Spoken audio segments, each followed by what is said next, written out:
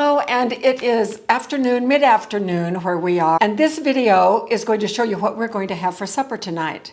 Now, as you all know, if you've been watching our videos, I talk about level 1 food storage all the time, and that is where we attempt to have in our storage the food or the meals already made or the ingredients to make meals for 60 days.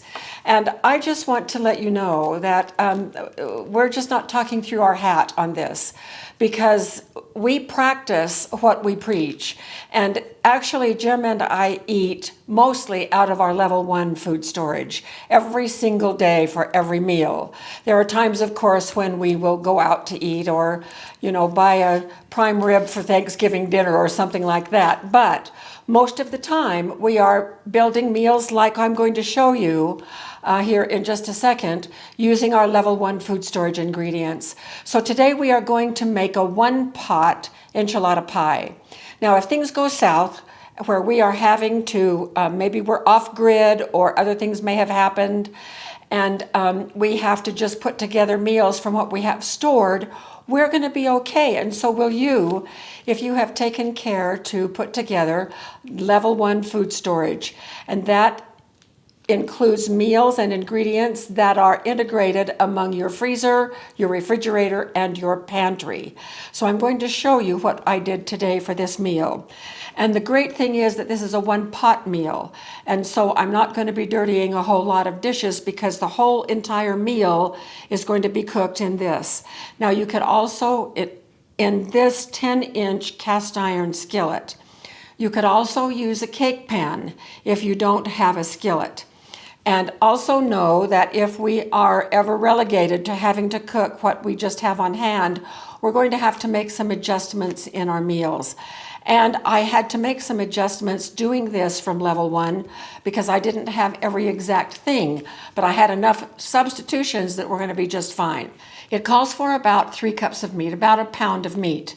Now we have 2 options. We can either pull from our frozen bags of rotisserie chicken, already cooked chicken that I have put in small little bags about this size. And I would have used 2 of those for this, or we can use ground beef, and that's what we're going to use today. Now this pack that I showed you this says hamburger and onions, and I put this in the freezer in September of 2023.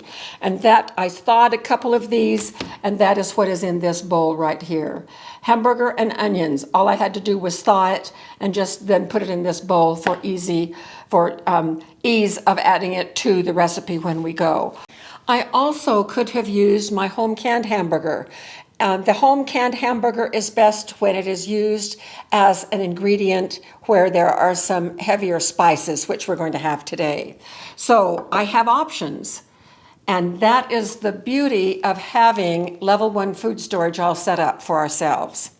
All right, it also called for refried beans. Now, I could have made my own homemade refried beans using a pint of my already canned beans, but I also have cans of refried beans. So I'm going to get this one to opening.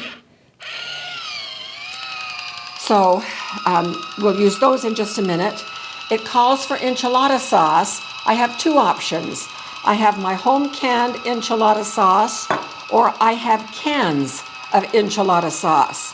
Now, this recipe today calls for 2 cans of enchilada sauce. Well, I have probably about 14 ounces right here, and then in this can is a 15-ounce can. So it's more than the recipe calls for, but I think that I'm going to be doing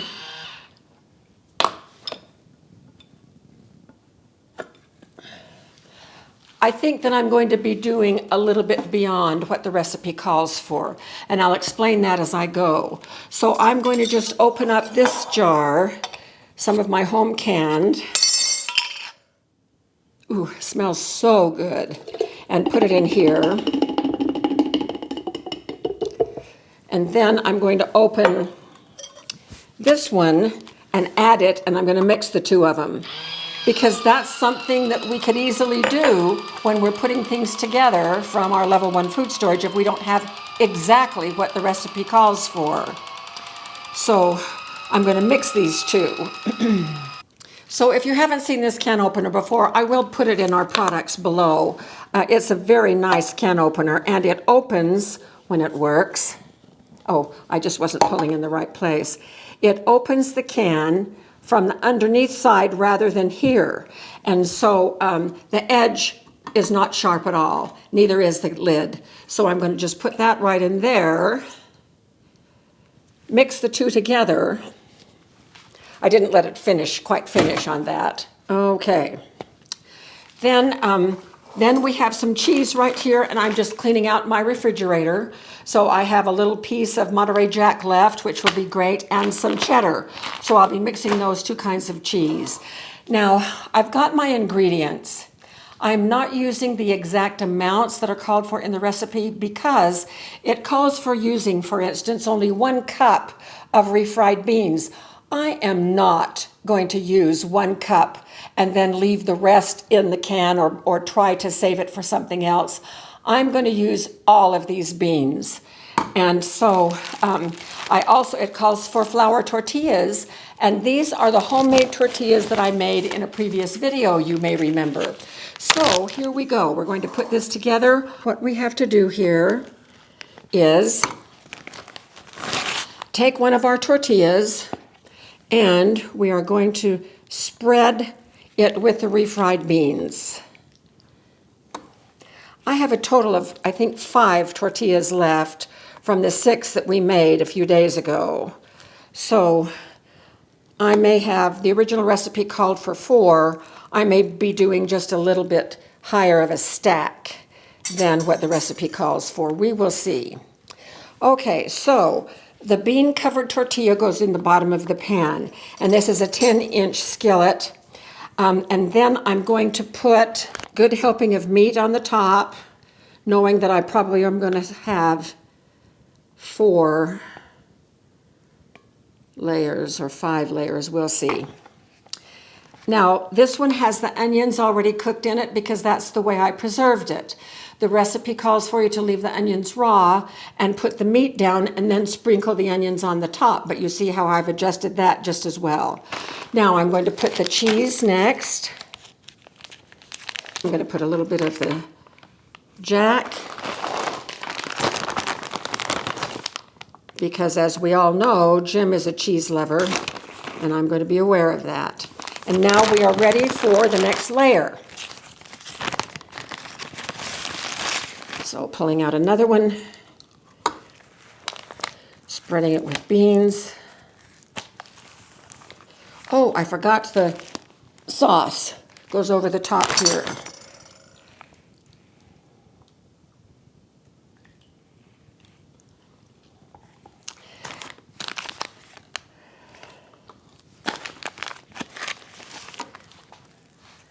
The beans will probably be the deciding factor of how many tortillas we're going to use. When we run out of beans, we're going to be done with the layers. You could always go out and get another one. No, I'm not going to open and have a partial left over. No, you don't have to have a partial. Okay, then after the beans comes the meat.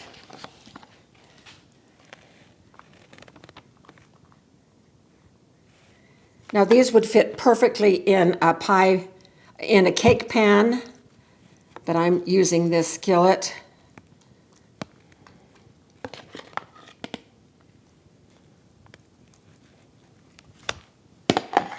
And now some cheese.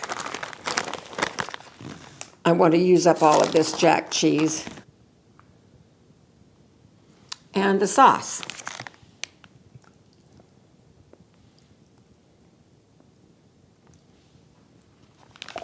And I'm going to keep doing this until we use up all the beans and the meat, and we'll see what else. All right, I'm finishing up the last layer. We did have 5 layers. We finished the beans, we finished the meat, and we're going to finish up the enchilada sauce right now.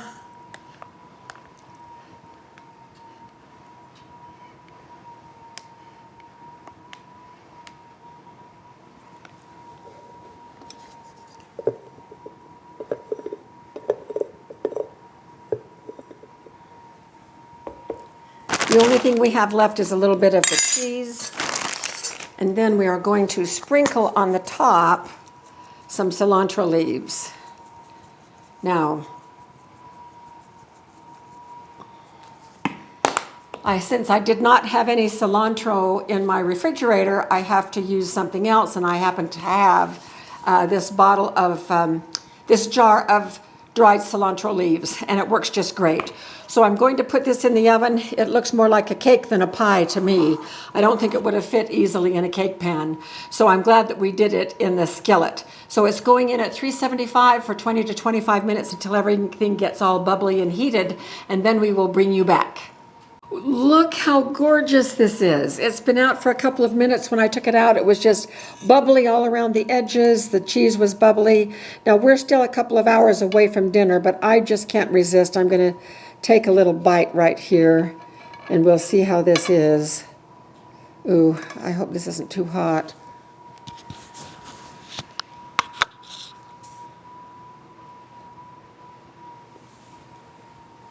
Mmm.